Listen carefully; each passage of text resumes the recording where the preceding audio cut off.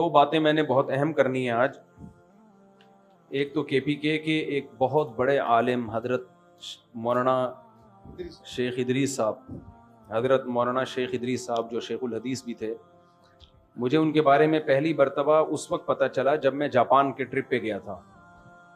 तो जिन्होंने मुझे बुलाया इरशाद भाई हैं, वो पहले शेख इदरीस साहब को भी बुला चुके थे। वहाँ मैंने लोगों से उनकी बड़ी तारीफ सुनी तो मुझे तजस्सुस हुआ भाई ये कौन है केपीके के आलिम हैं जिनके इल्म और तकवा पे लोग इतना नाज करते हैं केपीके के लोग। फिर मेरा पेशावर जाना हुआ, गांव देहातों में जाना हुआ, वहाँ भी मैंने उनके बारे में सुना। पता चला जामे रशीद में हमारे कुछ टीचर ऐसे हैं जो उनके शागिर्द हैं बराह रास्त हजरत मौलाना इदरीस साहब के रहिमहुल्लाह ताला। हमारे दिल में भी अकीदत पैदा हुई। इत्तला मिली कि जी उनको शहीद कर दिया गया।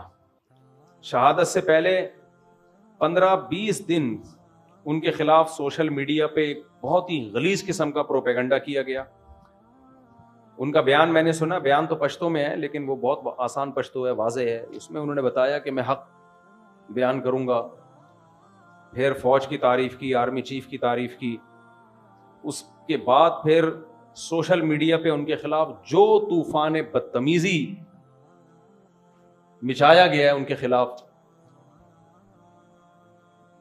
शर्म के सारे तकाजों को बालाए ताक रखे। तो पहले मैं आपसे चंद उसूली बातें करूंगा। जिन्होंने सोशल मीडिया, जो कातिल हैं वो तो दहशतगर्द हैं, वो तो बाद में आता हूं उन पर मैं। पहले जिन लोगों ने सोशल मीडिया पे उनको परेशान किया, देखो अगर आपको आर्मी चीफ की तारीफ पसंद नहीं है तो आप बोलो कि हम शेखुल हदीस की इस राय से मुत्तफिक नहीं है, बस इतना काफी है। ना किसी की अकीदत में पागल हो जाओ, किसी सियासतदान या किसी चीफ की अकीदत में ना नफरत में पागल हो जाओ। हमारी कौम में एतदाल खत्म हो गया है। अगर आपको हजरत की मुखालफत करनी थी, जो सोशल मीडिया पे जिन्होंने इनके खिलाफ प्रोपेगेंडा किया ना, 15 दिन जो स्ट्रेस दी उनको, जिस अजाब में डाला है उनको, मैं उन लोगों से मुखातब हूं जिस जहालत का मुजाहरा किया है।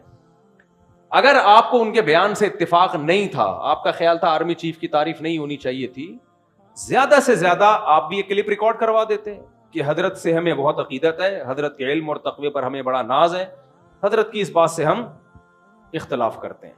ये ठीक है, इस तरह से रिएक्शन रिकॉर्ड करवाना, अगर आपका ख्याल है कि वो गलती पर थे। लेकिन जो तूफान बदतमीजी उनके खिलाफ सोशल मीडिया पे मिचाया गया है, फैलाया गया है, इससे पता चलता है कि लोग किसी सियासी लीडर की अकीदत में भी इत्तदाल नहीं है और मुखालफत में भी इत्तदाल नहीं है। भाई अगर आपको किसी सियासी लीडर से मोहब्बत है, उसके किसी काम की बेस पे, तो आपको उलमा से क्यों मोहब्बत नहीं है? क्या वो उन्होंने जिंदगी में कोई काम नहीं किए? सिर्फ इल्म ही, दीन का इल्म एक ऐसी बुनियादी चीज है, अगर जर्रा बराबर भी ईमान होना तो इंसान को अहले इल्म से मोहब्बत होगी। जो 1-1.5 हफ्ता 15 दिन उनको अजियत दी है ना, जो सोशल मीडिया पे हम भी देख रहे थे, इतना आगे जाने की कोशिश मत करो। किसी सियासी लीडर की मोहब्बत में भी पागल मत हो जाओ और नफरत में भी पागल मत हो जाओ। आजकल लोग नफरत करते हैं उसमें भी पागल हो जाते हैं और मोहब्बत में भी पागल हो जाते हैं। आप थोड़ा सा सॉफ्ट कॉर्नर रखो। हमारे भी बड़े जब कोई बात करते हैं तो बाज़ दफा हमें भी उससे थोड़ा सा इश्काल होता है, हम अर्ज कर देते हैं हजरत इस बात से हमें क्या है, इख्तिलाफ है। मजमे में भी कह देते हैं हमें इनसे, भाई उलमा की इताअत की जाएगी उस इल्म में जो अल्लाह ने उनको दिया है। सियासत में अगर वो कोई बात करते हैं, आपको उनसी बात से इख्तलाफ है, तो इत्तदाल के साथ आप उस राय को बयान कर दो। मैं नहीं कह रहा आप उनकी बात को 100% दुरुस्त मानो, लेकिन इस बात का भी इम्कान है कि वो सही बोल रहे हो। जरूरी नहीं कि आपकी राय सही हो। मैं तो इसको फर्ज कर रहा हूं कि गलत भी अगर उन्होंने बोला बिल फर्ज, तो आपको अगर इनसे इख्तलाफ है किसी भी, और ये आइंदा भी हो सकता है। देखो आपके वालिद जब ये जेयूआई और पीटीआई के फड्डे चल रहे थे ना, इमरान खान की हुकूमत थी, जेयूआई वाले बहुत ज्यादा इमरान खान के खिलाफ थे, यहूदी एजेंट, और वो लोग इनके खिलाफ डीजल की एक रट लगाई भी थी। तो मैं उस वक्त भी ये बात कहता था कि किसी सियासी लीडर की अकीदत में भी पागल होने की कोशिश ना करो, नफरत में भी पागल होने की कोशिश मत ना करो।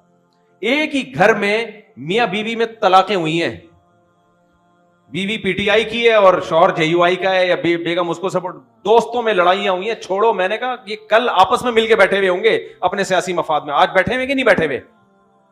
आज मौलाना फजलुर रहमान मानते हैं जी पीटीआई से दोस्तियां बढ़ाने की कोशिश कर रहे हैं। मैंने उस वक्त ये बात कही थी, आप राय रखो, पीटीआई के सपोर्टर भी बन सकते हो, जेयूआई के सपोर्टर भी बन सकते हो, जो आपको अच्छा लगे आप उसको सपोर्ट करो, आपस में नफरतें पैदा मत करो। इतना आगे पूरी दुनिया में होता है, कुछ हुकूमत में होते हैं, कुछ अपोजिशन में होते हैं, जहां भी जमहूरियत होगी इख्तलाफात लाजमी होंगे, लेकिन लिमिट क्रॉस करने की कोशिश ना करें। अभी लोग पागल हो हुए हैं, नफ्सियाती हुए हुए हैं, अकीदत में भी अंधे हुए हुए हैं और नफरत में भी अंधे हुए हुए हैं। ना दुनिया में कोई इतना नेक है जितना आप समझ रहे हो, ये जहन में रखना। किसी सियासी लीडर को अगर आप बहुत ज्यादा नेक समझ रहे हो, थोड़ा सा कम कर लो। कुछ अपनी भी गलतियां होती हैं जिसकी वजह से इंसान सजाएं भुगतता है। सारे मजलूम नहीं होते, कुछ अपनी भी कोताहियां होती हैं। और जिससे आपको नफरत है उससे थोड़ी सी नफरत कम कर लो। इतना बुरा नहीं है जितना आप उसको समझ रहे हो। मैं शुरू से यह बयान देता आ रहा हूं। हमारे जामे तो रशीद में एट अ टाइम तलबा में जेयूआई के भी थे, पीटीआई के भी थे, मुस्लिम लीग के भी थे। उनमें भी जब कोई ज्यादा एग्रेसिव होते थे, हम ये कहते थे भाई तहम्मुल पैदा करो यार, एक क्लास में रहते हो आप लोग। जामे तो रशीद ने इजाजत दी थी, जो जिस सियासी तंजीम में हो, हमें सबको इजाजत है, जिसको चाहे वोट देना, यहाँ पढ़ने के लिए आए हो, पढ़ाई को फोकस करो यहाँ पे। तो ये हमेशा से सियासी इख्तलाफात होते रहे। तो हजरत ने एक बयान दे दिया आर्मी चीफ की तारीफ में। अब जिनको फौज से आजकल नफरत चल रही है, कल फौज से इनको मोहब्बत भी थी कि नहीं थी। एक साहब ने मुझे कहा कि इसी फौज ने बांग्लादेश तोड़ा है, इसी फौज ने ये किया, इसी फौज ने ये किया। मैंने कहा तोड़ा होगा, बांग्लादेश भी सब कुछ किया होगा, लेकिन जब इमरान खान की हुकूमत थी उस वक्त आपने ये इल्जाम फौज पे क्यों नहीं लगाया? वो पीटीआई के थे, मुझे उनसे इख्तलाफ नहीं है, सपोर्टर होंगे, ठीक है, अच्छी बात है, आप जिसको चाहो सपोर्ट करो। लेकिन मैंने कहा ये जो इल्जामात आप लगा रहे हो कि बांग्लादेश फौज ने तोड़ा है, बलूचिस्तान में हालात खराब करने की जिम्मेदार फौज है, मैंने कहा जब इमरान खान की हुकूमत थी उस वक्त आपने ये इल्जामात फौज पे क्यों नहीं लगाए? उस वक्त आपके पास आपका मुताला कम था, अब आपने स्टडी किया है, या उस वक्त फौज से आपके मफादात थे? तो ये इनमें से कोई जुर्म फौज ने नहीं किया। जहां फौज ने इमरान खान को हटाया तो आपने ये सारे इल्जामात अब फौज पे लगाए हैं जाके। या तो आपने रिसर्च अभी की है, तो पहले क्यों नहीं की रिसर्च? मैं ना फौज की हिमायत कर रहा हूं ना मुखालफत कर रहा हूं, मैं तो ये कह रहा हूं कि हमारी जो आजकल जो हमारी कौम की जो स्टेटमेंट है ना, उसके पीछे या तो किसी की मोहब्बत होती है या किसी की नफरत होती है, वो रिसर्च नहीं होती। जिसने रिसर्च के बात की है वो कहे बात, लेकिन मेजॉरिटी के बाद रिसर्च नहीं होती। अकीदत में अंधे या नफरत में अंधे, ये चल रहा है मार्केट में। तो ये जो सियासी लीडर है ना, कल फौज का इनके साथ मफाद हुआ तो ये हीरो बना देंगे फौज को, फौज इनको हीरो बना देगी, और ये किसको हीरो बना देंगे? फौज को हीरो बना देंगे। तो मैं और आप क्यों लड़े भाई? मैं और आप क्यों नफरतें पैदा करें? और उलमा की मुखालफत, उलमा के खिलाफ जबान दराजियां। मैंने बताया ना, इत्तकाफ में मैंने एक लफ्ज बोल दिया था कि मौलाना फजलुर रहमान को डीजल डीजल मत बोलो, ये गलत है। बंदा इत्तकाफ तोड़ के चला गया। क्या कर रहे हो भाई? किसका नुकसान? मेरा नुकसान कर रहे हो, अपना नुकसान कर रहे हो। वो पीटीआई के थे, उस दौर की बात है जब ये नफरतें उरूज पे थी, इत्तकाफ तोड़ के चला गया। मैं तो इस मौलवी को मानता ही नहीं। तो यही हमने इमरान खान की तारीफ में 2 लफ्ज बोल दिए थे। तो आप देख, जब इमरान खान ने यूनाइटेड नेशन में जाके तकरीर की और सपोर्ट किया कश्मीर को और कादियानियों के खिलाफ कुछ कानून साजी की कोशिश की, मैंने 2 लफ्ज बोले थे। तो जो गालियां हमें पड़ी थी, जो हमारे पुराने लिसनर वो अनसब्सक्राइब करके भाग गए। तो तुम्हारा ज़र्फ जब इतना छोटा है तो तुम दुनिया में किसी से भी कुछ नहीं सीख सकते। समझ में आ रही है बात? किसी से कुछ नहीं सीख सकते तुम। बहुत छोटा ज़र्फ है यार, थोड़ा ज़र्फ क्या कर लो, बड़ा कर लो ज़र्फ थोड़ा सा। आप कह सकते थे मुफ्ती साहब की राय से हमें इख्तिलाफ है, हम बाकी बयान सुनेंगे, सियासी राय नहीं मानते, ये कह देते, कोई बड़ा मसला नहीं। इतनी नफरत के यार 2 लफ्ज तुमसे बर्दाश्त नहीं हो रहे, ना उनसे हो रहे थे ना इनसे हो रहे थे। मेरे भाई इतना लिमिट को क्रॉस करने की कोशिश ना करो। यही हशर किया इतने बड़े बुजुर्ग, ना उनकी दाढ़ी का ख्याल किया, जो सोशल मीडिया पे जिन्होंने उनके खिलाफ प्रोपेगेंडा किया, मैं उनकी बात कर रहा हूं।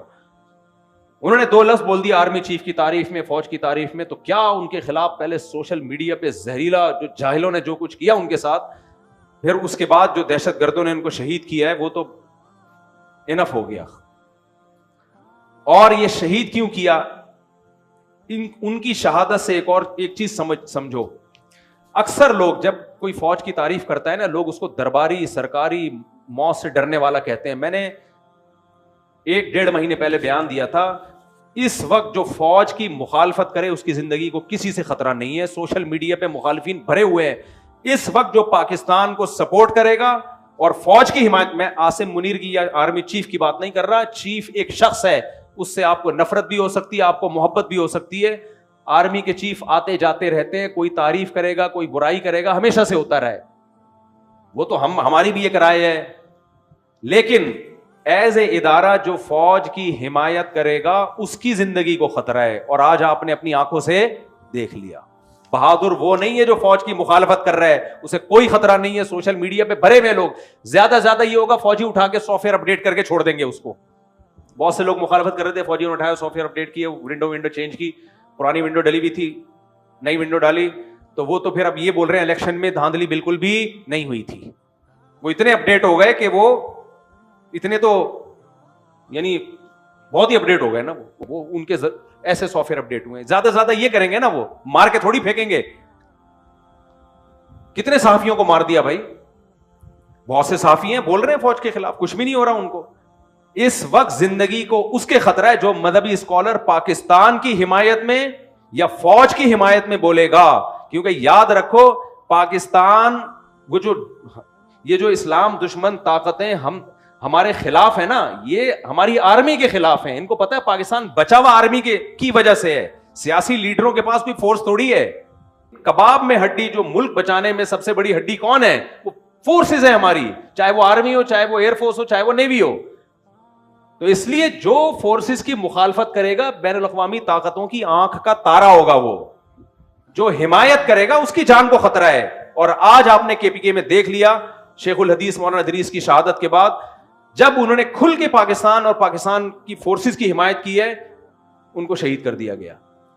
मैं समझा पा रहा हूं अपनी बात?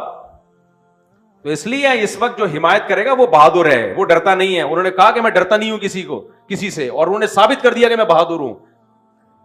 उनको थ्रेट्स थी, उनको खतरात थे। तो एक पैगाम तो हमें यह मिला, दो पैगाम। पहला, किसी आलिम की राय से, सियासी राय से आप इख्तलाफ करो तो उस आलिम की शान में तौहीन बोलो मत करो। इख्तलाफ करने का आपको हक है, तौहीन करने की अल्लाह ने आपको इजाजत नहीं दी है। बहुत बड़ा जुर्म है। उसके अगले की सफेद दाढ़ी का तो ख्याल करो, उसकी उम्र का तो ख्याल करो। दूसरा, इस वक्त जो फोर्सेस की हिमायत करेगा बहादुर वो है, क्योंकि अवाम से भी गालियां पड़ रही हैं और जिंदगियों को भी खतरा है। मुखालफत करो, सब कहेंगे सलूट करेंगे, सलाम करेंगे, बहादुरी का खिताब देंगे आपको। और ये आपने अपनी आंखों से देख लिया। तीसरी चीज, कराची में कितने उलमा शहीद हुए। हजरत मौलाना असम चगूरी शहीद रहमतुल्लाह अलैह, मौलाना यूसुफ हिजानवी शहीद हुए। एक सिलसिला चला था कराची में उलमा की शहादतों का। मुफ्ती निजामुद्दीन शहीद हुए।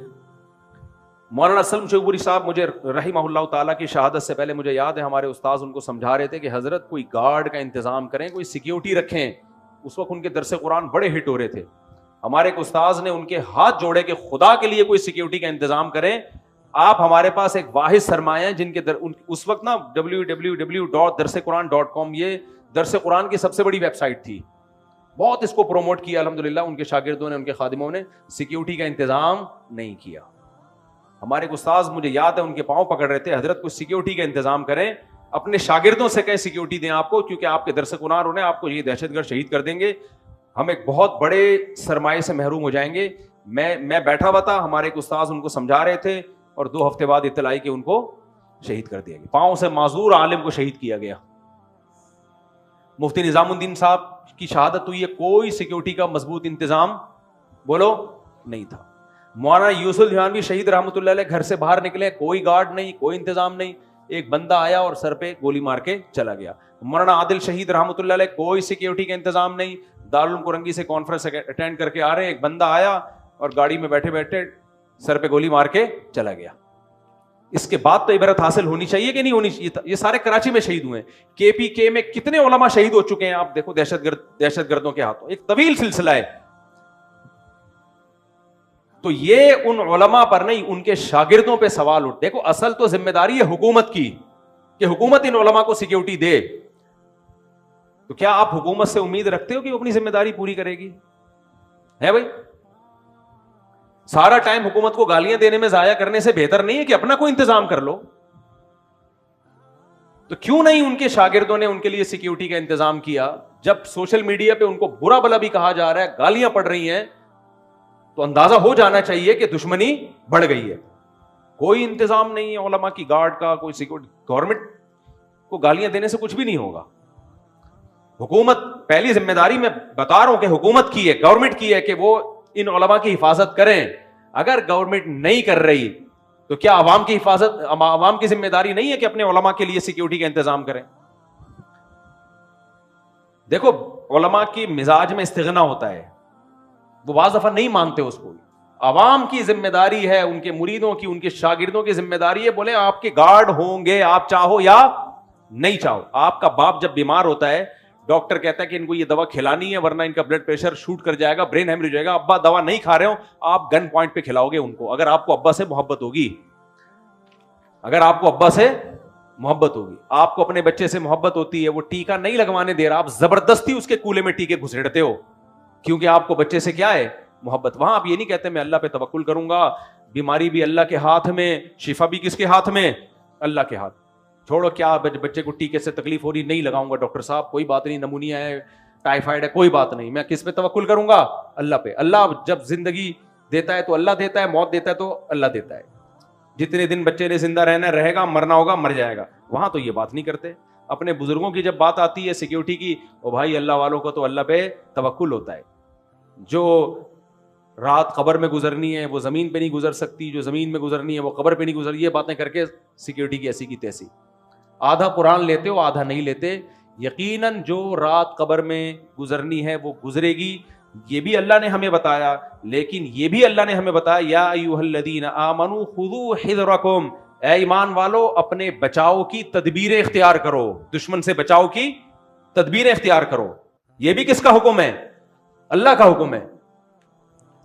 तो इसलिए केपीके में तो है ही नहीं उलमा की कोई सिक्योरिटी, उसको ऐसा बुरा समझते हैं बहुत से लोग, कहते हैं तवक्कुल के खिलाफ है। इसलिए मेरे भाई दुश्मन बढ़ते जा रहे हैं। मेरा तो ख्याल था कि हजरत की सिक्योरिटी होगी बहुत सख्त, ये तो हमें बाद में पता चला कि कोई सिक्योरिटी नहीं थी।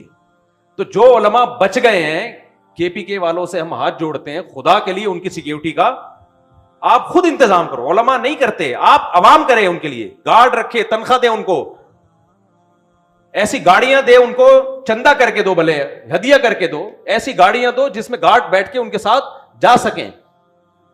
हजरत मुफ्ती तकी उस्मानी साहब पे पहले एक अटैक हुआ, अल्लाह ने बाल बाल बचाया उनको। उसके बाद उनके मुरीदों ने बुलेट प्रूफ गाड़ी का उनके लिए इंतजाम किया।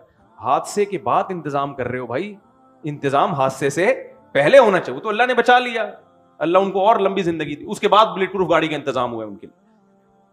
तो इसलिए चाहे पंजाब के उलमा हो, केपीके के उलमा हो, सिंध के हो, बलूचिस्तान के हो, इनको सिक्योरिटी देना पहले तो हुकूमत की जिम्मेदारी है। हुकूमत ये जिम्मेदारी पूरी नहीं करती तो हुकूमत पे जिंदगियों को भेंट नहीं चढ़ाया जाएगा। अवाम की जिम्मेदारी, उनके शागिर्दों की जिम्मेदारी है। बजाय इसके कि गार्ड दें, उल्टा एतराज कर रहे होते हैं, ये तो गार्ड लेके घूमते हैं, इनको तो अल्लाह पे तवक्कुल ही नहीं है। देखो, मौत आनी होगी, गार्ड के साथ भी आएगी, लेकिन हम असबाब के मुकल्लफ हैं। हमें अल्लाह ने हुक्म दिया है। नबी सल्लल्लाहु अलैहि वसल्लम से एक सहाबी ने आके पूछा, या रसूल अल्लाह, मैं ऊंट के पांव में रस्सी बांधूं हिफाजत के लिए, या अल्लाह पे तवक्कुल करके छोड़ दूं उसको? नबी ने फरमाया, शुद्दा इक़ालहु व तवक्कल अलल्लाह, पहले रस्सी बांधो, उसके बाद अल्लाह पे तवक्कुल करो। तो उलमा की हिफाजत के लिए पहले गार्ड का इंतजाम करें, उसके बाद अल्लाह पे तवक्कुल करें। तो अभी कोई इंतजाम नहीं है, तो इसलिए ये बहुत बड़ा अलमिया है, बहुत बड़ा सवाल है। ये इंतजाम होना चाहिए उलमा के लिए। अल्लाह ताला हजरत शेखुल हदीस मौलाना इदरीस रहिमहुल्लाह ताला की शहादत अल्लाह कबूल फरमाए। जाने वाला तो चला गया और उनके तो अमाल भी अच्छे थे, हुलिया भी शरीयत के मुताबिक। केपीके में मैं जब केपीके गया, उनके बारे में मालूमात नहीं, जब जिंदा थे वो, तो जितने उलमा से मैं मिला सब उनकी तारीफ कर रहे हैं, कोई बिल वास्ता कोई बिला वास्ता उनका शागिर्द। जैसे मुफ्ती हसन जान थे ना रहिमहुल्लाह ताला, जितने उलमा है सब के सब उनके शागिर्द हैं। ये हजरत मुफ्ती हसन जान के दामाद थे हजरत मौलाना दीप, वो भी शहीद हुए, ये भी शहीद हुए। उनकी भी हिफाजत को कोई इंतजाम नहीं और मौलाना इदरीस की हिफाजत का भी कोई इंतजाम। तो ये तो गलत बात है ना। हुकूमत को बुरा भला कहते रहेंगे, तो हुकूमत को कहने से क्या आपकी हिफाजत थोड़ी हो जाएगी? हुकूमत की सेहत पे याद रखो कोई असर नहीं पड़ता। जब गवर्नमेंट को बुरा भला कहते हैं, हंसते हैं, बोलते हैं इनको देखो, हुकूमत पे कोई असर नहीं पड़ता भाई, उनका थोड़ी कोई नुकसान हुआ। कोई आलिम शहीद हो जाए तो उनका क्या नुकसान हुआ, इससे कुछ भी नहीं होता उनका। और शहीद भी मुल्क की मोहब्बत में, मुल्क के फेवर में बात की थी। इसमें तो हुकूमत की डबल जिम्मेदारी बनती थी कि आपके मुल्क के लिए उन्होंने बात की है, फोर्सेस के लिए उन्होंने बात की है, जो कोई नहीं कर रहा, हिम्मत की है, तो आपको तो ऑटोमेटिकली उनको सिक्योर करना चाहिए। तो हुकूमत नहीं कर रही, अवाम भी नहीं कर रही, तो हम तो फिर दोनों ही बराबर हो गए।